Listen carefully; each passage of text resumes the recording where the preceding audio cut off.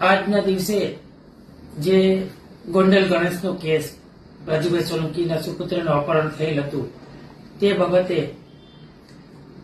યુટ્યુબના માધ્યમથી બે વ્યક્તિઓ દ્વારા અલગ અલગ ખોટી જાહેરાત કરવામાં આવેલ છે કે જૂનાગઢના રાજુભાઈ સોલંકીના ધર્મપત્ની એટલે કે હંસાબેન રાજુભાઈ સોલંકી ગોંડલ જઈ અને જયરાજસિંહ પાસે 2 કરોડ રૂપિયામાં સમાધાન કરેલ છે તે તદ્દન વાત ખોટી છે અને આવી ખોટી અફવાઓ ફેલાવવાનું જે કોઈ વ્યક્તિઓ કરો છો એ બંધ કરી દેજો. ના છૂટકે અમારે આપની સામે પણ કાયદાકીય કાર્યવાહી મુજબ ફોજદારી કેસ નોંધાવવો પડશે.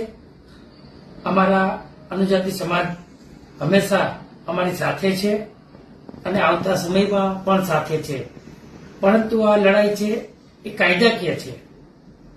એટલે અનુજાતિ સમાજ ક્યાંક ને ક્યાંક રોડ ઉપર અમે દેખાવ નથી કરતા. એનો મતલબ એવો નથી કે તમે કોઈ પણ વ્યક્તિ યુટ્યુબરો આપના મન થાય તેવું નિવેદનો આપો. આપે કોઈ સબૂતી કરી કે આપની પાસે હંસાબેન ક્યારે જયરાજસિંહ ને મળવા ગયા? અમારા જિલ્લાના પ્રમુખ રાજુભાઈ સોલંકીના ઘરના ક્યારે જયરાજને મળ્યા નથી? 2 કરોડ રૂપિયામાં સમાધાન થઈ ગયું તે વાત ખોટી તમારી કરવાની બંધ કરી દેજો. ના છૂટકે આપની સામે કાયદેસરની કાર્યવાહી અમારે કરવી જોશે.